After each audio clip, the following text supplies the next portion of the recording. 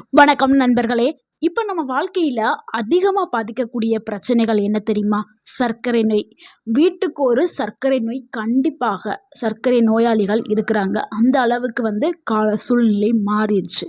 அதே மாதிரி உடல் பருமன், இதய அடைப்பு, அது மாரடைப்பு, இதயம் சார்ந்த நோய்கள் இதுவும் காமன் ஆயிடுச்சு.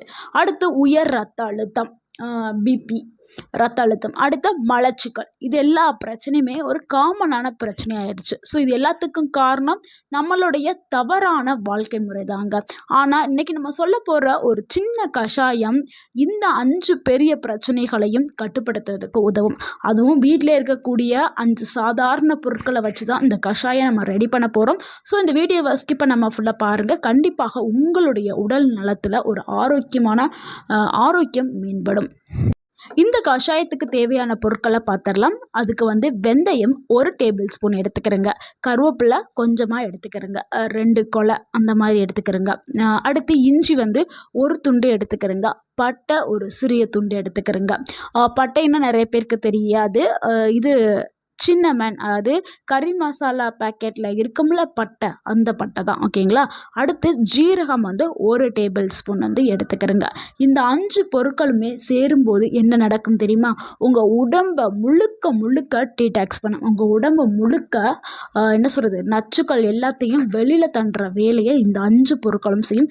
உங்களுக்கே ஒரு கேள்வி ஏற்படலாம், ஏன் இந்த 5 பொருட்களை மட்டும் ஸ்பெசிஃபிக்காக நீங்கள் சொல்கிறீங்க அப்படின்னா, இந்த 5 பொருட்களுடைய நன்மைகளை நம்ம பார்த்துடலாம். ஸோ ஒவ்வொரு மெடிசன் நன்மைகளை கொண்டு இருக்குது. அதுதான் அந்த 5 பொருட்களையும் சேர்த்து செய்யும் பொழுது நம்ம உடலை ஆரோக்கியமாக வைக்கிது அப்படின்னு நம்ம சொல்கிறோம். ஸோ வெந்தயம் என்ன பண்ணுது அப்படிங்கிறத நீங்கள் தெரிஞ்சுக்கிறணும்ல, அதான் சொல்ல போகிறேன். வெந்தயம்ங்கிறது ஒரு சூப்பரான மெடிசன்ஸுங்க. சர்க்கரை அளவை குறைக்கிறதுக்கு வெந்தயம் பயன்படுது. சர்க்கரை நோயாளிகள் என்ன பண்ணுறாங்க, ஹாஸ்பிட்டலில் மாத்திரை மட்டும் வாங்கி போட்டுகிட்டே இருக்காங்க. சர்க்கரை குறையவே கிடையாது. ஏன்னா உணவு கட்டுப்பாடுங்கிறது ரொம்ப முக்கியம். சிலருக்கு குறையும், சிலருக்கு ஏறிக்கிட்டே இருக்கும். ஆனால் வெந்தயத்தை நீங்கள் ரெகுலராக தனியாக எடுத்துகிட்டு வந்தீங்கன்னா சர்க்கரை அளவு குறையும். இது கொழுப்பையும் கரைக்க செய்யும். வயிற்றை எப்போவுமே சுத்தமாக வச்சுக்கிறதுக்கு வெந்தயம் பயன்படுது. ஸோ டெய்லி 1 ஸ்பூன் வெந்தயத்தை எடுத்தால் உங்களுடைய சர்க்கரை அளவு கண்ட்ரோலில் வர வச்சிரும். அடுத்து 2வதாக பார்க்கக்கூடிய ஒரு பொருள் என்னென்னா கருவேப்பிலை தாங்க. கருவேப்பிலை நம்ம சமையலில் என்ன சொல்கிறது, வாசனைக்காக சேர்க்குறோம் அப்படின்னு சொல்லிட்டு நம்ம சேர்த்துருப்போம். ஆனால் இது பல மருத்துவ குணங்களை கொண்டது. இதுவும் உங்களுடைய சர்க்கரை அளவை குறைக்கக்கூடிய தன்மை கருவேப்பிலைக்கு இருக்குது. பிளட் சுகரை குறைக்கும் தன்மை கொண்டது. கொலஸ்ட்ராலை குறைக்கும். அந்த பேடு கொலஸ்ட்ரால், அதை கெட்ட கொழுப்பு எல்லாத்தையும் வெளியில் தள்ளும். கரைச்சி வெளியில் தள்ளக்கூடிய வேலையை கருவேப்பிலை பண்ணுது. அதே மாதிரி உங்களுடைய முடி, தோல் எல்லாமே ஆரோக்கியமாக இருக்கிறதுக்கு கருவேப்பிலை பயன்படுது. ஸோ அதனால் நம்ம கருவேப்பிலையும் இதில் நம்ம சேர்த்துட்ருக்கோம். அடுத்து நம்ம 3வதாக பார்க்கக்கூடிய ஒரு பொருள் என்னென்னா இஞ்சி தாங்க. இஞ்சி ஒரு நேச்சுரலாகவே அது ஒரு ஆன்டிபயாட்டிக். இது செரிமானத்தை மேம்படுத்தும். உடல் எடையை குறைக்கிறதுக்கு, வெயிட் லாஸ் பண்ணுறதுக்கு பயன்படும். பிளட் சர்க்குலேஷனை இம்ப்ரூவ் பண்ணுறதுக்கு பயன்படும். நம்ம ரத்தத்தை சீராக இயங்குறதுக்கு, தலையிலேருந்து கால்பாதம். அடுத்து நம்ம 4வதாக சேர்க்கக்கூடிய ஒரு பொருள் என்னென்னா பட்டை. அதை நம்ம சொன்னோம்ல, இதுவும் சுகரை கண்ட்ரோல் பண்ணும். கண்டிப்பாக சர்க்கரை வியாதி இருக்கிறவங்க இது எல்லாத்தையுமே சேர்த்துக்கிட்டிங்கன்னா சர்க்கரையில் அளவு கடன்னு குறைஞ்சிரும். வெந்தயம், கருவேப்பிலை, பட்டை இது எல்லாமே சூப்பராக உங்களுடைய சர்க்கரை அளவை கட்டுக்குள்ளே கொண்டு வரக்கூடிய சூப்பரான பொருட்கள் தான். இது நம்மளுடைய சமையல் அறையிலே இருக்குது. தயவுசெய்து எல்லாருமே பயன்படுத்துங்க. இந்த வீடியோ பார்க்குற நீங்கள் உங்களுடைய ஃபேமிலியில் இருக்க சர்க்கரை நோய் இருந்து அவங்க அவதிப்பட்டு இருக்காங்கன்னா இந்த வீடியோவை அவங்களுக்கு கண்டிப்பாக ஷேர் பண்ணுங்கள், பார்க்க சொல்லுங்கள். இந்த கஷாயத்தை போட்டு குடிக்க சொல்லுங்கள். கண்டிப்பாக சர்க்கரை அளவு குறைஞ்சிரும். அடுத்து இது இந்த பட்டை பயன்படுத்துறதுனால கொழுப்பு எல்லாம் கரையும்.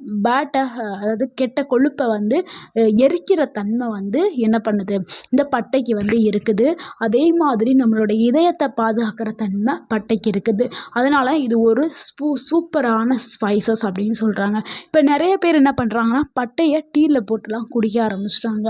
ஏன்னா பட்டையோட நன்மைகள் நிறைய பேருக்கு தெரிஞ்சு அதை யூஸ் பண்ண ஆரம்பிச்சிட்டாங்க.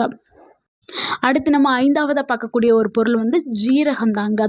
ஜீரகம் செரிமானத்தை தூண்டும், வயிற்றில் ஏற்படக்கூடிய வீக்கம், அந்த வாய்வு இது எல்லாத்தையுமே குறைக்கிறதுக்கு பயன்படுது. முக்கியமாக மலச்சிக்கலை சரி செய்கிறதுக்கு ஜீரகம் பயன்படுது. ஸோ இது எல்லாமே நம்ம உணவில் சேர்க்கக்கூடிய பொருட்கள் தான். ஸோ நீங்கள் யாருமே பயப்பட வேண்டாம். இதனால் ஏதாவது சைடு எஃபெக்ட் வருமோ அப்படிலாம் பயப்படவே வேண்டாம். இதனால் எந்த ஒரு பக்க விளைவுமே வராது. இது முழுக்க முழுக்க இயற்கையான பொருட்கள், நம்ம உணவுப் பொருட்கள் தான். ஸோ தாராளமாக பயப்படாமல் எடுக்கலாம். ஸோ நான் உணவே மருந்து அப்படிங்கிற கான்செப்டில் தான் இந்த வீடியோ நான் சொல்கிறேன். ஸோ இது எல்லாமே நம்ம உணவில் சேர்க்கக்கூடியது. இதை நம்ம தனியாக கஷாயமாக வச்சு குடிக்க போகிறோம். ஸோ இப்போ எப்படி இந்த கஷாயம் செய்து நம்ம குடிக்கிறது அப்படிங்கிறத பார்த்துடலாம். இதுக்கு ஒரு பாத்திரத்தில் நீங்கள் 1 கிளாஸ் தண்ணி எடுத்து ஊற்றிட்டு 1 டேபிள் ஸ்பூன் வெந்தயத்தை சேர்த்துக்கிறங்க, 1 டேபிள் ஸ்பூன் ஜீரகம் சேர்த்துக்கிறங்க, கருவேப்பிலை கொஞ்சமாக ஒரு 2 கிளை, அந்த அதாவது 2 கிளைனா 2 கொப்பு இல்லை, அந்த 2 இது மாதிரி இருக்குங்களா அந்த இது மட்டும், 2னா வெறும் 2 இலை இல்லைங்க, ஒரு ஃபுல்லாக ஒரு லேயர் ஃபுல்லாக இருக்கும்ல அது ஃபுல்லாகவும் இன்னொரு லேயர், அது மாதிரி 2 இது போட்டுக்கிறேங்க. அடுத்து வந்து இஞ்சி துண்டு வந்து சின்னதாக போட்டுக்கிறேங்க, பட்டையும் ஒரு சின்ன துண்டு போட்டுக்கிறேங்க. இது எல்லாத்தையுமே சேர்த்துட்டு சிம்மில் வச்சுட்டு 5லேருந்து 7 நிமிஷம் நல்லா கொதிக்க விடுங்க. நல்லா கொதித்து அந்த தண்ணியோட கலர் வந்து மாறும்.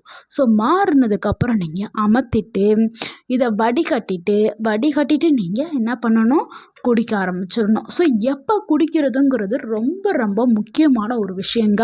காலையில் வெறும் வயிற்றில் குடிக்கிறதாங்க இதோடைய பலன்கள் முழுமையாக உங்களுக்கு கிடைக்கும். நீங்கள் தினமும் காலையில் வெறும் வயிற்றில் குடிச்சிட்டு வாங்க. அதுவும் 7 நாள் நீங்கள் குடித்தாவே போதும். 7 நாள்லேயே வந்து உங்கள் உடம்புல வந்து ஒரு நல்ல மாற்றம் வந்து தெரிய ஆரம்பிக்கும். ஸோ 7 நாள் கஷ்டப்பட்டு இந்த கஷாயத்தை காலையில் வெறும் வயிற்றில் குடிச்சிருங்க. இது காலையில் எந்திரிச்சு ப்ரஷ் பண்ணிவிட்டு வேறு எதையும் சாப்பிடக்கூடாது. இதை தான் ஃபஸ்ட்டு எடுக்கணும். இதை எடுத்துகிட்டு ஒரு 1/2 மணி நேரம் சென்று மற்ற உணவுகளை வந்து நீங்கள் சாப்பிடுங்க. மறுபடியும் சொல்கிறேன், இந்த ஒரு கஷாயம் வந்து உங்களுக்கு சர்க்கரை நோயை கட்டுப்பாட்டில் கொண்டு வந்துடும். உடல் கொழுப்பையும் கரைச்சிரும், இதயத்தையும் பாதுகாக்கும். நிறைய பேருக்கு என்னென்னா ஹார்ட்டில் பிளாக் இந்த மாதிரி இருக்குல்ல, அது கொழுப்பு இருக்கிறதுனால வருது. ஸோ இதயத்தை பாதுகாக்கும், அதே மாதிரி ரத்த அழுத்தத்தை குறைக்கும், மலச்சிக்கலை சரி செய்யும். ஸோ நம்ம சொன்னால் இப்போ எத்தனை 5 நோய்களை சரி செய்யும். இந்த ஒரு கஷாயம் 5 நோய்களுக்கு தீர்வாக இருக்குது. நீங்கள் இப்போ என்ன பண்ணியிருப்பீங்க இவ்வளோ நாளாக, இந்த 5 நோய்க்கும் 5 விதமான மருந்து மாத்திரை சாப்பிட்டுட்டே இருந்திருப்பீங்க.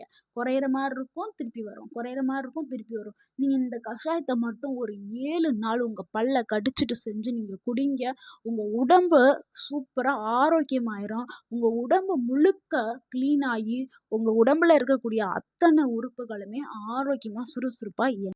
இந்த கஷாயத்தை யாரெல்லாம் வந்து குடிக்கக்கூடாது அப்படின்னா, கர்ப்பிணி பெண்கள் வந்து எடுக்கக்கூடாது. நீங்கள் உங்களுடைய மருத்துவர்கிட்ட போயிட்டு உங்களுடைய உடலை செக் பண்ணிவிட்டு எடுக்கலாமா என்னென்னு கேட்டுட்டு எடுக்கிறது ரொம்ப நல்லது. ஸோ நான் குடிக்கக்கூடாது மீன்ஸ் உங்களுடைய டாக்டர்கிட்ட ஆலோசனை கேட்டுட்டு குடிக்கலாம் அப்படின்னு சொல்கிறேன்.